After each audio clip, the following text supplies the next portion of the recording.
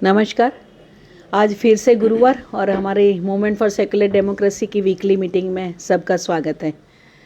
Last time हमने environment के लिए बात सोची थी, सुनी थी। आज भी एक ऐसा ही अहम मुद्दा है, अर्बन लाइफ। ऐसे तो हमारे लिए थोड़ा नया ही है अनुभव। आफ्टर इंडिपेंडेंस अर्बनाइजेशन बढ़ा है और अर्बनाइजेशन का जो स्टैंडर्ड हम समझते हैं कि वो डेवलपमेंट की निशानी है, उसके साथ साथ अर्बनाइजेशन में जो अर्बन प्लानिंग और सिटीजन्स का उसमें रोल और सिटी के सिटीजन्स के रूप में उनका पार्टिसिपेशन, वो भी है तो नया कंसेप्ट हमारे लिए। इसलिए काफ़ी उसमें हमारी तरक्की कम हुई है। हम रहते तो है सिटी में, पर खुद को सिटीजन के रूप में नहीं फील करते हैं, ना उसमें कोई रोल प्ले कर पाते हैं। क्यों? क्योंकि इतना ब्रेड अर्निंग में लोग जुटते रहते हैं और अर्बन लाइफ है या कंक्रीट के जंगल या स्लम का जंगल। तो अभी इंडियन अर्बनाइजेशन में यही सिनारियो है, कंक्रीट के जंगल है या स्लम का जंगल है। उसमें सिटीजन्स के रूप में खुद को सोचना और वो उसके एडमिनिस्ट्रेशन में उसका रोल प्ले करना, उसमें काफ़ी दिक्कतें आ रही। ऐसे तो अहमदाबाद बहुत पुराना शहर है, उसका 600 साल से भी ज़्यादा हिस्ट्री है, वो हेरिटेज सिटी है और यहाँ सिटीजन्स का participation in administration Sardar Patel के टाइम से शुरू हुआ है और बड़े बड़े लोग अहमदाबाद के एडमिनिस्ट्रेशन में अपनी भूमिका अदा करते पब्लिक लाइफ के बड़े फिगर बने।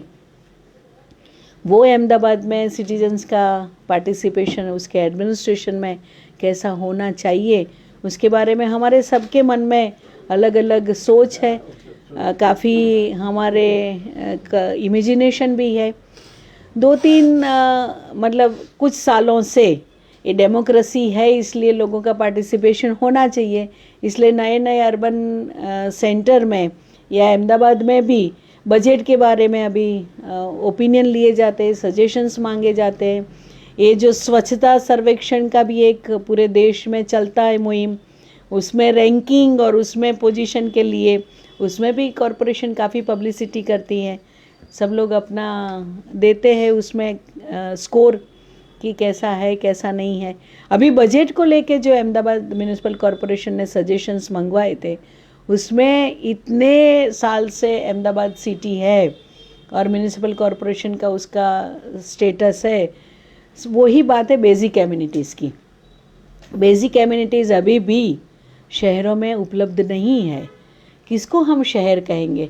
मैं तो मजाक में खास करके मानसून के सीज़न में बोलती हूँ अहमदाबाद एक बड़ा छोटा गांव है, क्योंकि पानी हर जगह भर जाता है।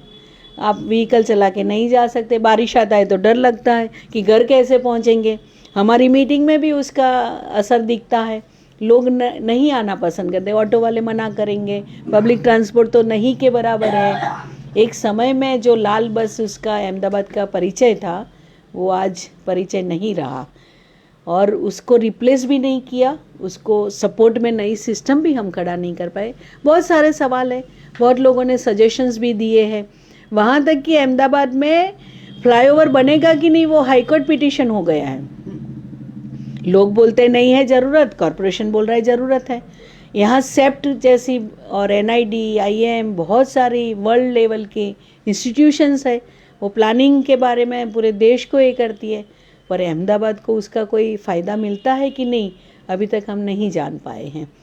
तो ये सिटीजन्स का पार्टिसिपेशन जो होना चाहिए, उसके बारे में आज डिस्कशन है। और हमारे स्पीकर जो है जतिन भाई, ऐसे तो 10 दिसंबर को ये बात कहने वाले थे, पर 10 दिसंबर को स्पीकर्स बहुत ज़्यादा थे तो उनको हम मौका नहीं दे पाए। तो मैंने रिक्वेस्ट किया था कि फिर आप वीकली मीटिंग में आके बताइए। तो सिटीज़न, हम लोग उनका एम्फेसिस है सिटीज़न होने पे, नहीं कि पीपल, नहीं कि एक टोला या ग्रुप। और ऐसा जो हम सोचते हैं डेमोक्रेसी का जो सही मीनिंग है, उसमें सिटीजन्स पार्टिसिपेशन बहुत मूल्यवान है। उसके बारे में उनके जो राय है वो बताएंगे। मैं जतिन भाई शेठ को यहाँ आने के लिए धन्यवाद करती हूँ और रिक्वेस्ट करती हूँ आज के टॉपिक के बारे में डिस्कस करने के लिए। जतिन भाई शेठ।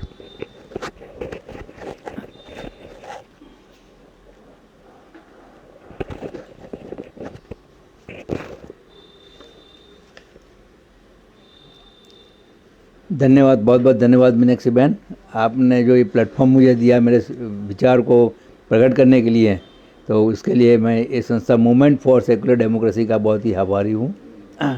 ये जो विषय है मेरा सबसे प्यारा विषय है और लगभग 1982 से मैं इसके बारे में मैं हमेशा एक्टिविज़म करता रहा हूँ। हालांकि ये अभी वो कोई न कोई प्लेटफॉर्म पर से करता था, अभी इंडिपेंडेंटली करता हूँ। तो एक उसमें एक लिमिटेशन भी है, मर्यादा है उसमें। ये जो आज सिटीज़न की बात करते हैं और ये बजट के सूचन मंगाए, वो जो आपने बताया मंगवाए, और उससे कुछ एक शुरुआत हुई। लेकिन मैं ये बताना चाहता हूँ कि ज़रूरी नहीं है कि वो इनवाइट करें और फिर हम भेजें। हमें मालूम है कि हर साल बजट बनता है, आप समय सर शहर को सजेशन भेज सकते हैं, स्टेट को भी भेज सकते हो और सेंट्रल गवर्नमेंट को भी भेज सकते हो। आपको ये मालूम होना चाहिए कि किसको भेजें। और मैं ये करता हूँ कभी कभी कि स्टेट में जो मुझे लगता है कि ये इम्पोर्टेंट इश्यू है तो वो मैं बजट के लिए भेजता हूँ, और उसका कभी कभी मैंने देखा है कि उसका इम्पैक्ट भी पड़ा है।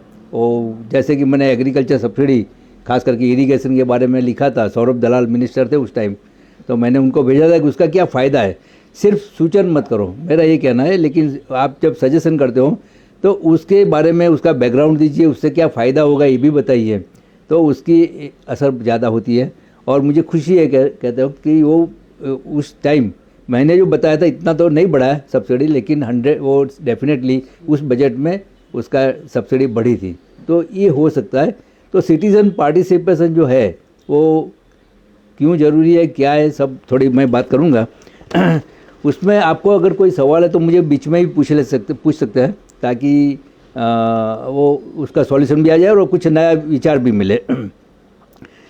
तो ये जो अहमदाबाद की बात करें, हमारा जो शहर है उसमें पॉपुलेशन बढ़ता जा रहा है, बहुत जल्दी से बढ़ रहा है, क्योंकि गुजरात के जो गांव है वो टूट रहे हैं। मतलब वह गांव में एम्प्लॉयमेंट नहीं है, और जो किसान है उसको खेती में या तो कमाता नहीं इतना अपनी एग्रीकल्चर में, या फिर उनके जो नई जनरेशन है वो उसमें जाना नहीं चाहती है। तो ये गांव से लोग छोड़कर बड़े सिटी में आते हैं, तो अहमदाबाद का पॉपुलेशन बढ़ता जा रहा है। अभी लगभग 70 लाख तक पॉपुलेशन हो गया है। और फ्लोटिंग पॉपुलेशन जो है, मतलब बाहर से आते हैं, सुबह में आते हैं, शाम को चले जाते हैं, तो ऐसा मिलकर ऐसा मानते हैं कि 80 लाख लोग आते होंगे, 80 लाख लोग रहते हैं। अब ये जो अपना परिस्थिति है उसमें हमारा जो म्यूनिसिपल कॉरपोरेशन का क्या वहीवट है, वो मैंने बहुत लोगों को पूछा, इवन मीडिया स्टूडेंट्स को भी मैंने बात किया है, तो उनको भी मालूम नहीं कि कैसे होता है। बहुत लोगों को मालूम नहीं होता है कि ये वहीवट जो होता है उसकी सिस्टम क्या है। तो उसकी एक तो अपने को इतना तो मालूम होगा कि 2 पाँख है, वहीवटी पाँख और इलेक्टेड, मतलब चुनी हुई जो हम इलेक्शन करते हैं और जो आते हैं। तो उसमें जो एडमिनिस्ट्रेटिव पार्ट विंग है, एग्जीक्यूटिव विंग, वो जो विंग है उसमें कमिश्नर है, जो म्यूनिसिपल कमिश्नर वो हेड है उसका। और जो इलेक्टेड विंग है उसमें हमारे अहमदाबाद में 48 वार्ड है, 48 वार्ड्स है, और 192 एक वार्ड में 4 काउंसिलर है, म्यूनिसिपल काउंसिलर, और सब मिलकर 192 म्यूनिसिपल काउंसिलर है। तो उनके जो है उसमें जो हमारा मेयर का जो उसकी जो मेयर होते हैं, मतलब जो फर्स्ट पोजीशन वो मेयर की होती है। लेकिन मेयर का रोल क्या है, तो लोग ऐसा समझते हैं कि मेयर के पास जाएंगे तो हमारा काम होगा, तो मेयर के पास जाने से अपना काम नहीं होगा, क्योंकि मेयर के पास कोई पावर ही नहीं है। मेयर का काम क्या है, जब बोर्ड मीटिंग होती है तो उसको प्रिसाइड करना और चेयरमैन बनना। तो सही में ये था कि जब हमारा कॉन्स्टिट्यूशन में बताता था कि कोई वाइज मैन वो मेयर बनेगा, ऐसा सोचा था उन लोगों ने, तो वो अच्छी तरह चेयर करेगा। वो सोचा नहीं था कि अभी ऐसी परिस्थिति आएगी। तो ये अभी तो क्या है कि मतलब ये उसमें भी कुछ ऐसा होता है कि इतना टाइम ये रहेगा, इतना टाइम ये रहेगा, सब होता है। तो उससे जो उसका बंधन का जो हार्ट था वो ख़त्म हो गया। अभी तो पावर्स किसके पास है, तो उसके पास वो क्या करते हैं, नीति विषयक पावर्स होते हैं उनके पास, नीति पॉलिसी बनाने का। तो वो स्टैंडिंग कमेटी चेयरमैन, उसके पास पावर्स होता है, वो is the most strongest person, तो उसके पास सब होता है। और उसके अंडर में 13-14 कमेटी होती है, और हर पानी के लिए कमेटी, सॉलिड वेस्ट मैनेजमेंट के लिए कमेटी, हर कमेटी के चेयरमैन होते हैं, 12-13 मेंबर्स भी होते हैं। ये सब इन्फॉर्मेशन हमें वेबसाइट पर अवेलेबल है, अहमदाबाद म्यूनिसिपल कॉर्पोरेशन की वेबसाइट पर अवेलेबल है। लेकिन मैंने बहुत सारे यंग युवानों को पूछा कि आप वेबसाइट देखते हैं, सारे दिन मोबाइल यूज़ करते हैं लोग, लेकिन ये वेबसाइट किसी ने नहीं देखा। आज तक मुझे ऐसा बहुत कम लोग मिले, रेयरली, नॉट इवन 1%, मीनाक्षी बहन, कि जो वेबसाइट देखते हैं। बस स्टैंड पर इतनी लाइन लगती है, मैं पूछता हूँ कि लाइन तो नहीं लगती है, झमेला होता है, और एकदम बस आएगी तो चढ़ने के लिए कोशिश करेंगे, लोग पार्किंग करते। मैंने बोला इनका फ़ोटो निकाल कर भेजो, पार्किंग करने की मना है, 50 फुट आगे पीछे, कोई कुछ करने के लिए तैयार नहीं है। तो ये जो परिस्थिति है, हम एज ए सिटीज़न अभी भी हम मानते हैं कि हम प्रजा है, हम जनता है, और हमारे जो नेता है वो हमें वो उसमें ही रखते हैं कि समझ कि आप प्रजा है। मतलब हमारे न्यूज़ मीडिया वाले भी हमें उद्देश्य कुछ भी बोलते हैं तो प्रजा बोलते हैं। मैं हमेशा इवन डिबेट में भी जाता हूँ तो मैं बोलता हूँ मैं प्रजा नहीं हूँ, मैं नागरिक हूँ, बंदा ने मुझे अधिकार दिया है, तो ये मत बोलो। तो ऐसी जो कुछ बातें हैं तो मैं वहाँ डिबेट में भी बोलता हूँ कि भाई हमको प्रजा बोलता है ना, मुझे बहुत बुरा लगता है, आप मेरा अपमान कर रहे हैं। 1947 में हम आज़ाद हुए, उसके बाद हम लोग सिटीजन में नागरिक बने, हमारे अधिकार है नागरिक का। तो ये जो है बात, ये हमारी शिक्षा में भी कभी पढ़ाते नहीं है। ये जो मैंने पढ़ा वो तो अपने आप ही, क्योंकि मेरा रस था, जैसे बांसुरी वाले का लड़का, बंसरी बजाने वाले का लड़का बंसरी सीख जाएगा, वैसा मेरे घर में भी पहले से ये वातावरण था, एनवायरनमेंट था, और पूरा गांधीयन फैमिली में से है, तो ये सब बचपन से ही वही देखा था। तो इसलिए ये हर मुद्दे पर कहीं ना कहीं वो होता है कि अपने को दिल में चुभता है कि ये जो हमारे जो बलिदान दिया हमारे शहीदों ने, कोई ने लाठी खाया, कोई जेल में गए, क्या किस लिए गए, तो बहुत दुख होता है। अब जो चेयरमैन है, स्टैंडिंग कमेटी चेयरमैन, अभी हमें कहीं भी नीति विषयक बात करनी है तो हमें चेयरमैन के पास जाना चाहिए, और बहुत आसान है। उसके 2 बजे उनके पीए को फ़ोन करो, एएमसी वेबसाइट में उसका पीए का नंबर होता है, उसका भी नंबर होता है, आप उसको फ़ोन करो 2 बजे कि भाई आज आने वाले हैं, तो पूछे कि स्टैंडिंग कमेटी चेयरमैन, तो वो बता देगा कि हाँ आने वाले हैं। तो फिर आप उनको बोलो ठीक है, तो फिर पहुंच जाओ 4 बजे लगभग, करीब लोग जनरली 4 बजे मिलते हैं, आप पहुंच जाओ। और वहाँ इतना अच्छा है कि आप चेयरमैन के पास वहाँ पहुँचे तो उनकी ऑफिस में कहीं ऐसा नहीं कि लाइन में बैठना पड़े, कमिश्नर को मिलना है तो लाइन में बैठना पड़ता है, क्योंकि एक को लेगा।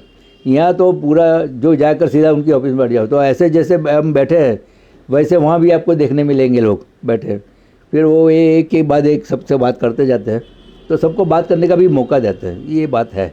हाँ, ये इतना तो है। और मैं आपको एक बात बताऊँ मीनाक्षी बहन, कि एक दफ़ा एक रोड जो बना था वो आधा छोड़ दिया था उसने, मतलब एक साइड में किया था, दूसरी लेन में नहीं किया था, और वो ऐसा था कि रात को टाइम पर लाइट भी कम था, अगर कोई बाइक वाला 2 व्हीलर वाला आता है और शायद इस साइड में आ गया तो गिर जाएगा 100%। तो मैंने तुरंत फ़ोटो निकाली, मुझे किसी ने बोला है, मैंने देखा, मैंने तुरंत फ़ोटो निकाली, इमीडिएटली मैं पहुंच गया कॉर्पोरेशन में। मुझे लगा कि ये डर लगा कि कोई मर जाएगा, तो मैंने सब काम छोड़कर सीधा म्यूनसिपल कॉर्पोरेशन में गया, स्टैंडिंग कमेटी चेयरमैन को मिला, मैं उनको बताया कि ये हालत बहुत ख़राब है, आज ही रोड बनना चाहिए, और मानो उस रात में वो रोड पूरा कर दिया। मैंने बोला कि अगर, क्योंकि मैं लिख कर देता हूँ ताकि मेरे पास पूरा होगा कि अगर कुछ एक्सीडेंट हुआ, आदमी मर गया, तो उसको डर लगता है कि आदमी कोर्ट में जाएगा। मैं दे सकता हूँ कि भाई मैंने ये उनका ध्यान ये किया था और उन्होंने नहीं किया, इसके लिए वो भी दबाव में आ जाते हैं। तो उनके ऊपर कैसे दबाव डालना, उनके ऊपर कैसे ये अधिकारी को, कोई भी अधिकारी हो, कोई भी जो है, उनको कैसे वो करना, वो मैं 1980 से करता आया हूँ। इसके लिए मुझे पता है कि ये जो अधिकारी के साथ कैसे काम लेना, उनको कैसी कौन सी लैंग्वेज में आप बात करोगे तो वो समझ जाएगा कि ये काम मुझे करना पड़ता है। मैं एक बात बताऊं कि ये दिव्य भास्कर में एक स्टोरी आई थी, कोई तापी जिले के कोई ट्राइबल विलेज में पानी नहीं आ रहा था, उसका फ़ोटो आया था, तो तुरंत मैंने प्राइम मिनिस्टर ऑफिस में लिखा कि आप नल से जल बात करते हो, यहाँ पानी कुएं में भी पानी नहीं है, नल से जल तो आता ही नहीं है, बराबर। और उसकी कॉपी कलेक्टर को भेजी, बोले वो इसको टैंकर से पानी दो उस गाँव वाले को। दूसरे दिन, वो 4 दिन में मुझे कलेक्टर का लेटर आ गया कि हमने पानी देने का शुरू किया है। तो ये जो लैंग्वेज है वो कैसी होनी चाहिए, वो बहुत इम्पोर्टेंट है, और कैसे लिखना, किसको एड्रेस करना। और जब भी मैं एड्रेस करता हूँ तो कम से कम 15 IAS अधिकारी को भेजता हूँ, उसका जो कंसर्न डिपार्टमेंट के अधिकारी है, प्रिंसिपल सेक्रेटरी वहाँ दिल्ली में, और फिर यहाँ स्टेट गवर्नमेंट के सबको, चीफ सेक्रेटरी सबको भेजता हूँ, तो सबको मालूम रहता है। तो ये इसकी वजह से काम होता है। लेकिन लैंग्वेज भी मेरी ऐसी होती है कि बिल्कुल सॉफ्ट लैंग्वेज होती है, उनको ये बताता हूँ कि इसमें ये नुकसान हो सकता है, तो उसका बहुत बड़ा इम्पैक्ट होता है। तो ये थोड़ी मैंने साइड में बात की, लेकिन ये जो कॉरपोरेशन की बात करते हैं, अब उसके बारे में कैसे हमारा जो अपना अहमदाबाद म्यूनसिपल कॉरपोरेशन का वो के बात करें तो कैसे सुधार किया जाए, उसके पहले मैं कुछ जो हमारे फिलोसोफर्स ने जो हमें कुछ दिया है स्टेट, जो उनके बहुत फेमस वो है कोर्स, वो मैं देखता हूँ कि एक प्लेटो जो 4th या 5th सेंचुरी में हो गया है, 4th 5th सेंचुरी में ग्रीस में, उसने ये बहुत बढ़िया बात, Plato once said one of the penalties for refusing to participate in politics. हम लोग पॉलिटिक्स में पार्टिसिपेट करने से दूर रहते हैं, अपने बच्चों को भी बोलते हैं नहीं मत जाओ। तो he said one of the penalties for refusing to participate in politics is that you end up being govern by your inferiors. जिसके पास लायकात नहीं है वही लोग हमारे ऊपर राज करते हैं, और वही हम देख रहे हैं कि नहीं, ये पूरा देख रहे हैं, तो वही लोग राज करते हैं। और मार्टिन लूथर किंग जो यूएसए में 50-60s में हो गया है, ये सोशल राइट्स एक्टिविस्ट था, और ही was the leader of the American civil rights movement. उसने ये कहा कि this country will not be a good place, this country will not be a good place for any of us to live in unless we make it good for all of us to live in. ये हमें सबको करना है, तब ये अच्छा होगा। ये मार्टिन लूथर किंग ने यूएसए में कहा था, और यूएसए में आज हमारे बच्चे जाना चाहते हैं, सब लोग भागना चाहते हैं ये देश छोड़कर, बराबर। उसी देश में वो मार्टिन लूथर किंग ने बताया कि इसको अच्छा तभी होगा कि हम लोग अगर पार्टिसिपेट करेगा। तो ये पार्टिसिपेशन बहुत इंपॉर्टेंट है।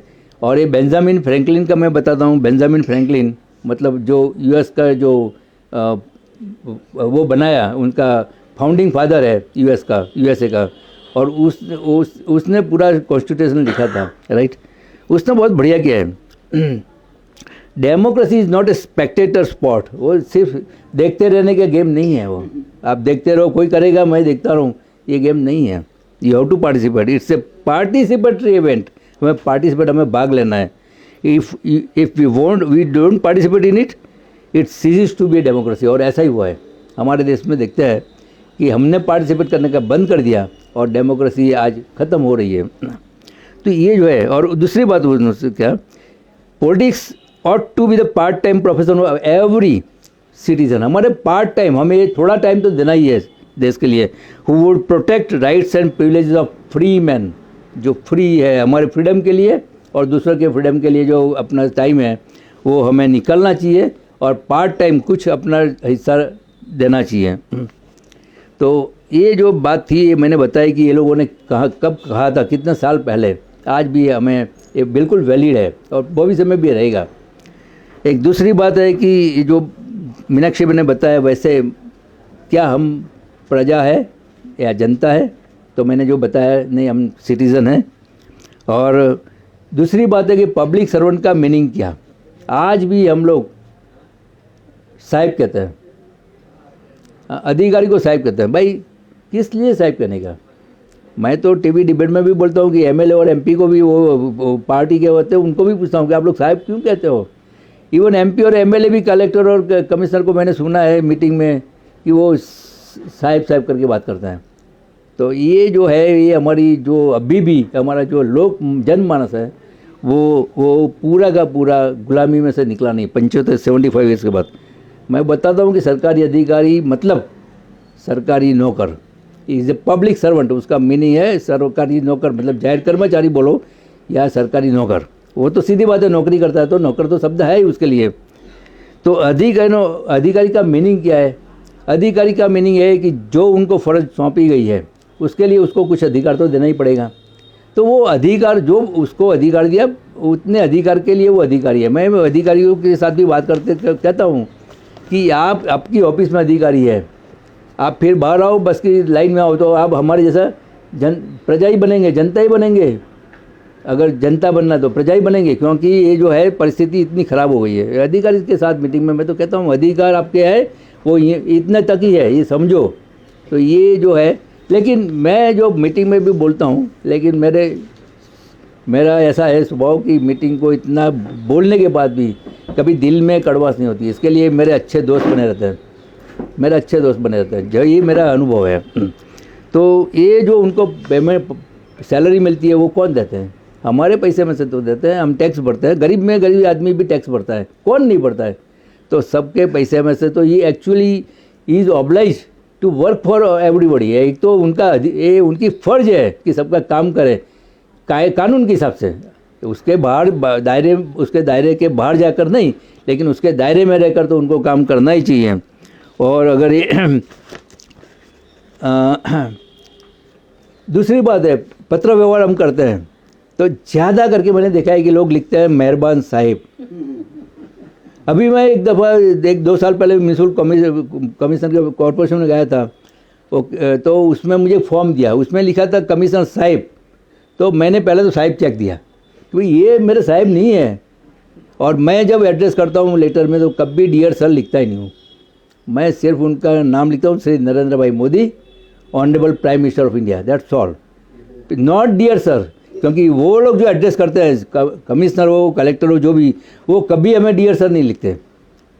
योर फेथफुली कभी नहीं लिखने का, क्योंकि हम उसके वफादार नहीं हैं, हम देश को वफादार है। तो ये जो चीज़ है वो लोग भी नहीं लिखते, हम भी नहीं लिखना चाहिए। ये जो सीखा ना मैंने, आपको ताज्जुब होगा किससे सीखा। मैंने एक्सपीरियंस, हम लोग गए थे सापुतारा, वहाँ एक ट्राइबल लड़का मिला, वो ट्राइबल लड़का ने सिखाया, ट्राइबल लड़का ने, आदिवासी लड़का ने। वो बोला कि मैं कुछ टाइम पहले उसकी ऑफिस में गया था, कलेक्टर की ऑफिस में, तो बोला कि अंदर गया, बोला लड़का क्या काम है, बोला साहब मैं आपको साहब कहता हूँ, आपको रिस्पेक्ट करता हूँ, आप पहले मुझे चेयर ऑफर करो बैठने के लिए, मैं बैठूंगा, उसके बाद आपसे बात करूंगा। अब वो 18 साल का था उस वक्त। तो ये जो उसका खमीर था ना, वो ट्राइबल का खमीर होता है ना, वो खमीर हमें भी लाना पड़ेगा। ये जो बहुत साल पहले की बात है, और मैं खुश हो गया। और फिर उसकी तो उसने स्टोरी भी लिखी, इसने अखंडान में पब्लिश भी हुई थी। वो इतना खुश हो गया कि वहाँ उसने होटल में हमारा बुकिंग करवाया और 3 दिन के लिए रखे हमको पूरा सापुतारा घुमाया। तो ये जो, क्योंकि उसके लिए तो, और फिर तो वो काफ़ी पुलिस में भी आ गया है, वहाँ के पंचायत इलेक्शन सब, फिर तो क्या हुआ पता नहीं, लेकिन उससे हमें सीखा। क्योंकि हम साहब इसलिए लगते हैं कि आज भी हम 75 ईयर्स के बाद भी गुलामी मानस से मुक्त नहीं हुए हैं, और उसमें मैं समझता हूँ कि हमारी शिक्षा की सबसे बड़ी नाकामयाबी है। हम कम से कम इतना जरूर करें, अगर कोई भी सेवा में कमियां महसूस होती है, हाँ अभी जो मैं विषय पढ़ाता हूँ कि हमें जो सेवा में कमियां लगती है, हमारे रास्ते ख़राब है, हमारे जो भी पानी नहीं आता है, जो भी प्रॉब्लम है, जो कॉरपोरेशन को देना है तो उसको, या सरकार को देना है, तो उसमें कमियां महसूस होती है, तो आप चौक्कस फरियाद करो। लोग फरियाद ही नहीं करते हैं। 155303 का नंबर है, मैं कितने साल से उसका प्रचार करता हूँ। 155303 नहीं बना नहीं, तो पितो थे, उसके ऊपर फरियाद करो। अब क्या होगा ये भी मैं बता दूं, 155303 उसमें क्या होगा भी, वो भी मैं बता दूं, लेकिन आपको धीरज रखना है, patience, you have to be patience. वो फरियाद आपकी 1-2 दिन में निकाल देंगे। वो बोलेगा योर प्रॉब्लम इज रिजॉल्व, फरियाद को रिजॉल्व नहीं करेंगे और वो निकाल देंगे आपको। आप उसको फिर से फ़ोन करो, रीओपन करने को बोलो कि फरियाद मेरी रीओपन करो, फिर निकाल देंगे। फिर उसको बोलो रीओपन करो, फिर निकालेंगे तो बोलो रीओपन करो। 5 दफ़ा ये करने का अपने को, और उसके बाद अपना रिकॉर्ड बन जाएगा कि ये लोगों ने गलत बंद किया, रिजॉल्व नहीं किया। वो जो उसका, उसमें जैसे आप फ़ोन करोगे, कंप्लेंट बुक करोगे, वैसा आपको तुरंत आपको मैसेज आएगा कि आपका ये नंबर है। वो पूरा का पूरा आपका मोबाइल में आ गया, वो उसको आप कमिश्नर को भेजो। ये मैं करता हूँ, ये मैंने किया है पास्ट में, अभी मुझे ज़रूरत नहीं है, मेरा रिकॉर्ड बन गया है कि ये आदमी छोड़ेगा नहीं, इंसान छोड़ेगा नहीं, बराबर। इसके लिए अभी वो तुरंत करते हैं, मुझे फ़ोन भी करते हैं, मुझे पूछते भी है कि एग्जैक्ट लोकेशन कहाँ है, आ जाओ तो साहब इधर आ जाओ, मुझे वो लोग साहब कहते हैं अभी। तो ये जो स्थिति है वो भी घबराते हैं। तो ये जो हालत है वो ला सकते हैं, और अगर जब ज़्यादा से ज़्यादा लोग ऐसा करें तो ये सुधार लाना कोई डिफ़िकल्ट नहीं है, हम लोग ला सकते हैं, बहुत कुछ कर सकते हैं। मैं आपको 2019 की बात करूं, 2019 में हम लोग वो बारिश का टाइम शुरू हो गया था, हम लोग दोनों निकले थे स्कूटर पर, 2 व्हीलर पर, मैं और मेरी वाइफ, और हमने देखा कि पानी बहुत भर गया था, तो हमें भी डर लगता था और कहीं भी खड्डा हो सकता है, कहीं भी गिर जाए, इसके लिए बहुत घूम कर फिर घर वापस आए। लेकिन मैंने देखा कि वहाँ एक कपल गिर गया है बराबर, तो मुझे बहुत ही दुख हुआ और मुझे इतना धक्का लगा कि मुझे लगा कि इसमें कुछ करना चाहिए। मैंने कमिश्नर को लिखा और फिर मैंने लिखा कि भी ये संडे को मैं कॉमर्स 6 रास्ता से 7 बजे निकलूँगा थलतेज तक, हम दोनों निकलेंगे और जितने खड्डे होंगे उसको फ़ोटो भेजेंगे आपको। ये मैंने लिख दिया उनको। और बाद में दिव्य भास्कर, कांग्रेस, गुजरात समाचार उनको बता दिया कि भाई आप आना हो तो आ जाइए।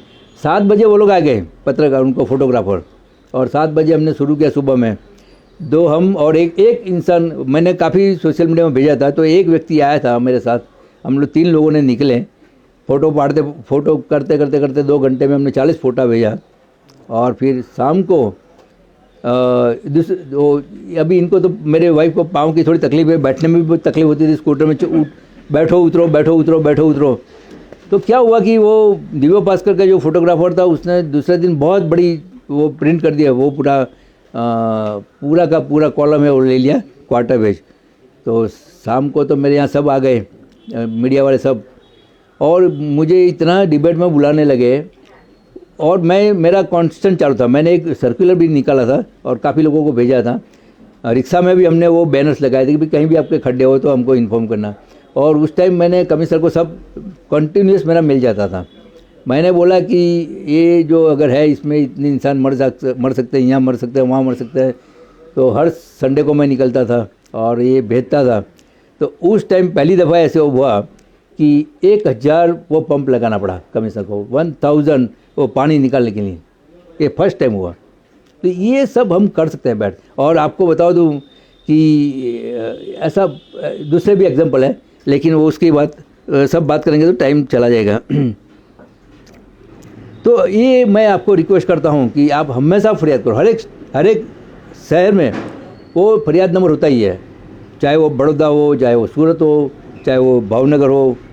और ये सब मेरे पास एक दफ़ा स्टूडेंट्स आए थे वो इंटर्नशिप में, और मैंने उनको वेबसाइट का दिया था ये अहमदाबाद, और उनको बताया कि सब वेबसाइट चेक करो, उसके बारे में फिर अहमदाबाद की वेबसाइट कैसे अच्छी बन सकती है। फिर उन लोगों ने बहुत बढ़िया स्टडी किया, वो न्यूयॉर्क की वेबसाइट देखी, लंदन की देखी, सब काफ़ी देश, एम्स्टर्डम की देखी, सब देखी, यहाँ की भी देखी, बेंगलोर की, पूना की। और फिर उन्होंने सूरत की देखी। सूरत में हमने देखा कि वो एम्स्टर्डम में जो जैसी वेबसाइट थी उसमें से उन्होंने काफ़ी कुछ सीख कर बनाई थी। और गांधीनगर की वेबसाइट देखी, उसमें एक भी सेंटेंस सही नहीं थे इंग्लिश में, नॉट ए सिंगल सेंटेंस। मैंने कमिश्नर को भेजा कि ये गांधीनगर है और वो वाइब्रेंट गुजरात होने वाला है कुछ टाइम के बाद, अगर आपका ये वेबसाइट पढ़ेंगे तो वो लोग हंसेंगे आपके ऊपर। तो उनका मुझे तुरंत रिप्लाई कि अच्छा हुआ कि आपने वो किया कि मुझे वो, उन्होंने तुरंत वेबसाइट वाले को भेजा। वेबसाइट वाले जो थे उनका शाम को मुझे फ़ोन आ गया कि आप अपने क्या समझते हो अपने आप को, कितना लोग इंग्लिश समझते हैं, मुझे डांटने लगे।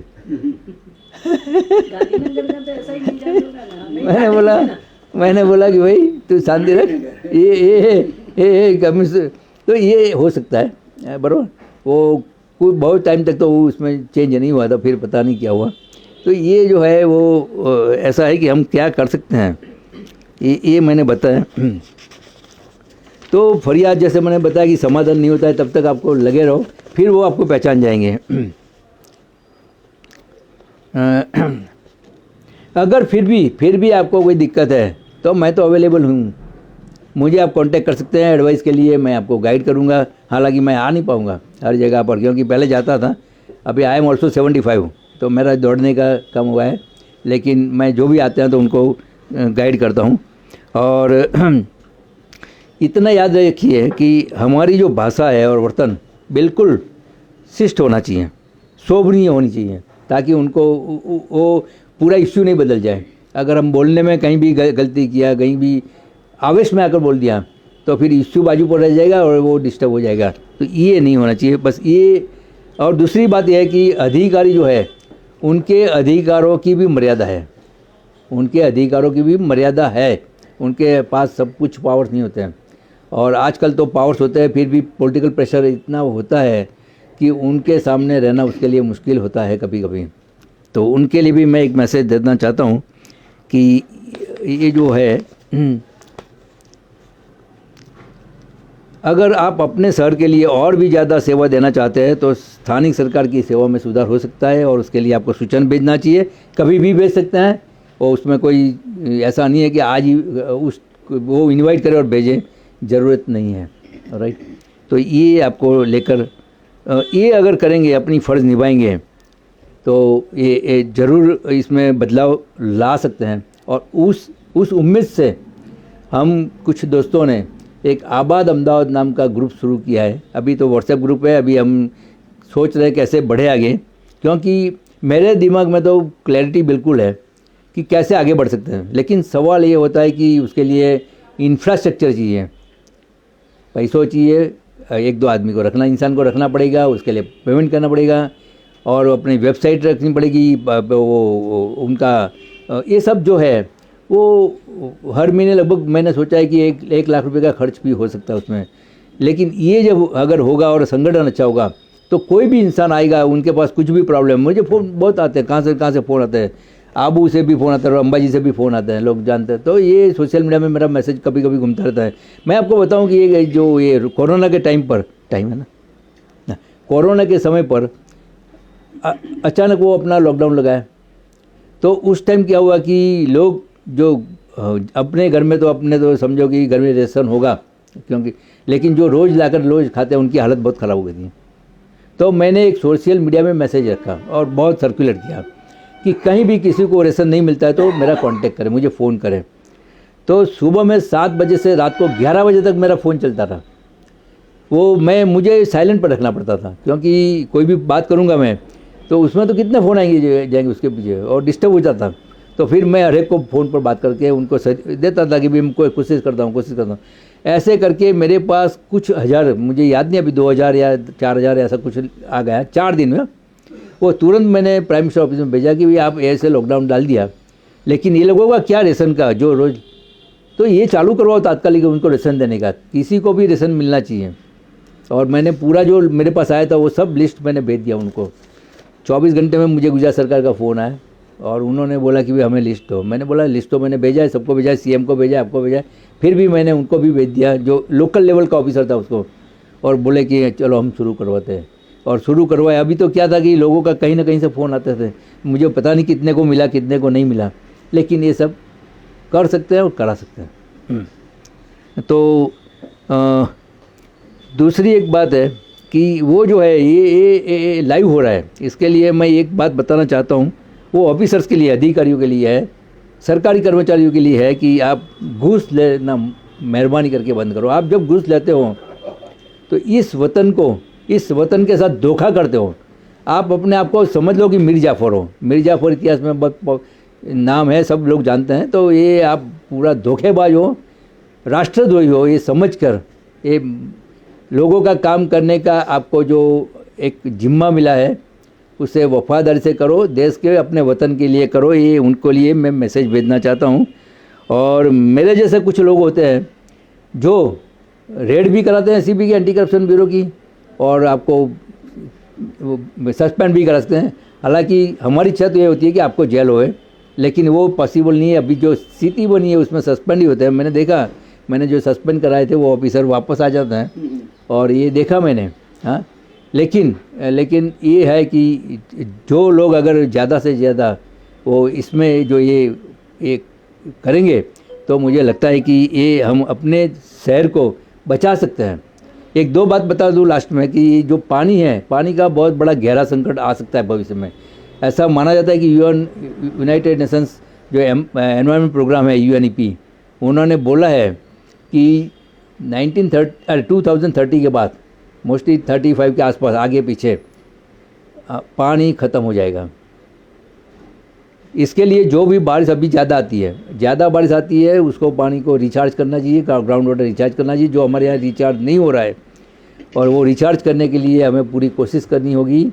और जो अभी उसके लिए भी हम कोशिश कर रहे हैं कि अधिकारियों के साथ मीटिंग होए, क्योंकि आजकल जो है ये मल्टी स्टोरी बिल्डिंग बन रहे हैं, सबके पास बोर बनता है। एक्चुअली ये 2004 से मीटिंग चल रही है वाटर पॉलिसी की, कि भी जो बोर है उसमें जो पानी निकालते हैं वो राष्ट्रीय संपत्ति है, it is a national asset. और आप नहीं निकाल सकते ऐसे, लेकिन वो उसका कानून ही ऐसा नहीं बना है।